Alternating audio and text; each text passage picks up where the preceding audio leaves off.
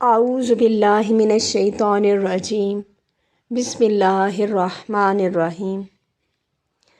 حضرت امام صادق علیہ السلام نے ارشاد فرمایا، مردہ انسان کے لیے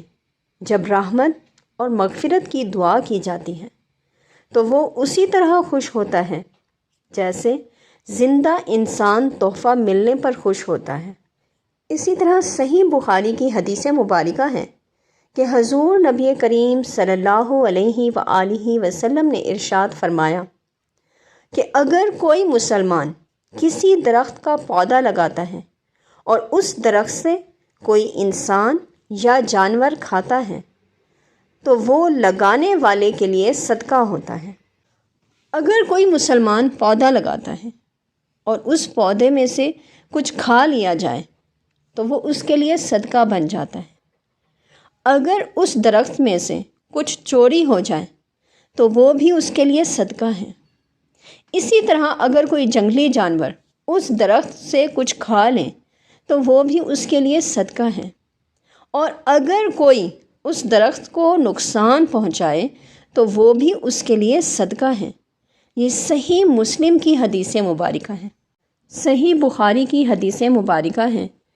حضرت عائشہ صدیقہ رضی اللہ تعالی عنہا سے روایت ہے کہ ایک شخص نے حضور نبی کریم صلی اللہ علیہ وآلہ وسلم سے عرض کیا کہ میری والدہ کا اچانک انتقال ہو گیا ہے، اگر انہیں بات کرنے کا موقع ملتا تو وہ ضرور صدقے کی وصیت کرتی، تو کیا میں ان کی طرف سے صدقہ کر سکتا ہوں؟ تو آپ صلی اللہ علیہ وآلہ وسلم نے ارشاد فرمایا کہ ہاں، ضرور کر سکتے ہو۔ صحیح مسلم باب ما یلحق الانسان من الثواب بعد وفاتہ۔ حضور نبی کریم صلی اللہ علیہ وآلہ وسلم نے ارشاد فرمایا کہ جب انسان انتقال کر جاتا ہے تو 3 اعمال کے علاوہ تمام اعمال کے اجر و ثواب کا سلسلہ اس سے منقطع ہو جاتا ہے، اور وہ 3 اعمال یہ ہیں: پہلا صدقہ جاریہ، دوسرا وہ علم جس سے نفع اٹھایا جائے، اور تیسرا نیک اولاد جو اس کے لیے دعائے خیر کرتی رہے۔ صحیح بخاری باب کتاب الادب۔ حضور نبی کریم صلی اللہ علیہ وآلہ وسلم نے ارشاد فرمایا کہ ہر مسلمان پر صدقہ کرنا ضروری ہے۔ تو صحابہ کرام رضوان اللہ اجمعین نے عرض کی کہ اگر کوئی چیز کسی کو صدقے کے لیے میسر نہ ہو تو آپ صلی اللہ علیہ وآلہ وسلم نے ارشاد فرمایا پھر اپنے ہاتھ سے کام کریں اور اس سے خود کو بھی فائدہ پہنچائے اور صدقہ بھی کریں۔ تو صحابہ کرام رضوان اللہ اجمعین نے عرض کی اگر اس میں اس کی طاقت نہ ہو، یا کہا کہ وہ یہ نہ کر سکے، تو حضور نبی کریم صلی اللہ علیہ وآلہ وسلم نے ارشاد فرمایا کہ پھر کسی حاجت مند پریشان حال کی مدد کریں۔ صحابہ کرام رضوان اللہ اجمعین نے عرض کیا کہ اگر وہ یہ بھی نہ کر سکے تو فرمایا کہ پھر بھلائی کی طرف لوگوں کو رغبت دلائے یا امر بالمعروف کرے۔ تو عرض کیا اگر وہ یہ بھی نہ کر سکے تو حضور نبی کریم صلی اللہ علیہ وآلہ وسلم نے ارشاد فرمایا کہ پھر وہ برائی سے رکا رہیں کہ یہ بھی اس کے لیے صدقہ ہے۔ ان تمام حوالہ جات سے ہمیں صدقہ جاریہ کا صحیح مفہوم سمجھ میں آتا ہے کہ ایسا صدقہ جس کا ثواب جاری رہے، جیسے راستوں میں درخت لگوانا، پانی کے پلانٹ وغیرہ لگانا،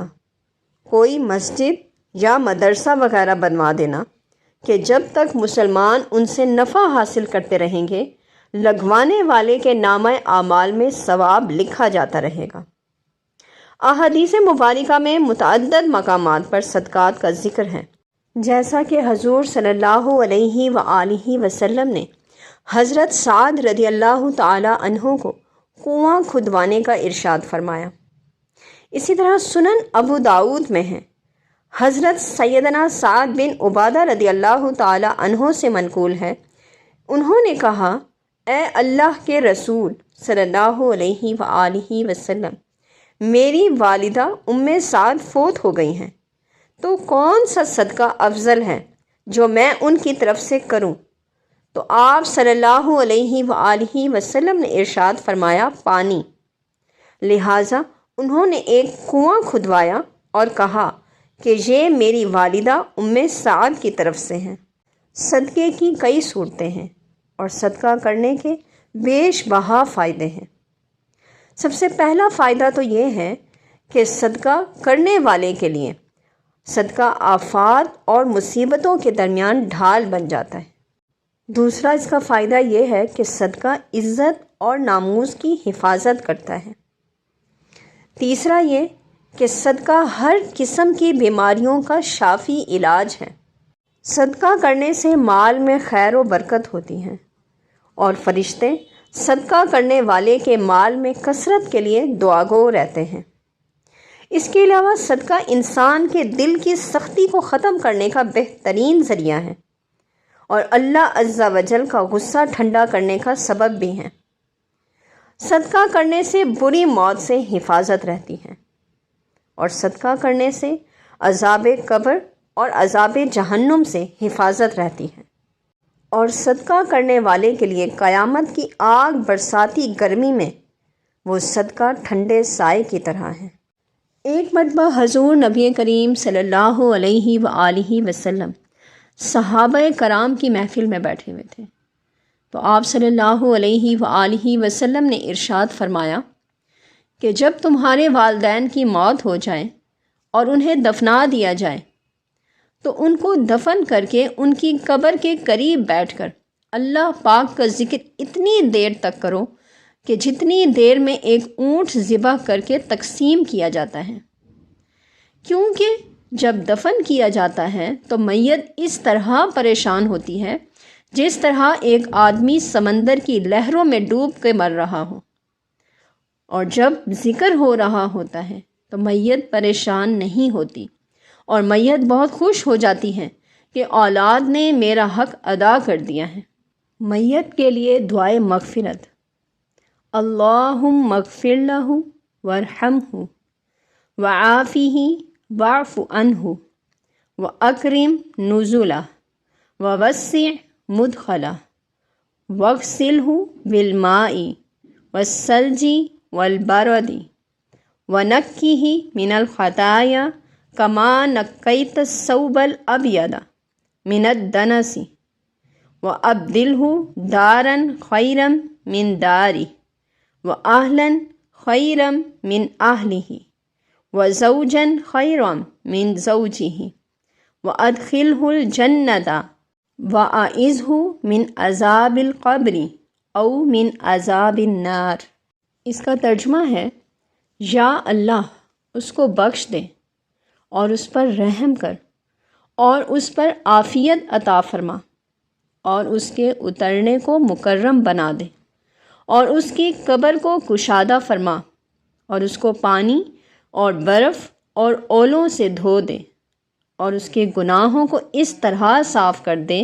جیسا کہ سفید کپڑا میل کچیل سے صاف ہو جاتا ہے،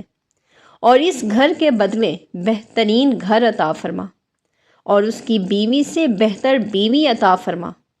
اور اسے جنت میں داخل فرما اور عذاب قبر سے بچا اور جہنم کے عذاب سے بچا۔ آمین ثم آمین بجاہ سید المرسلین صلی اللہ علیہ وآلہ وسلم۔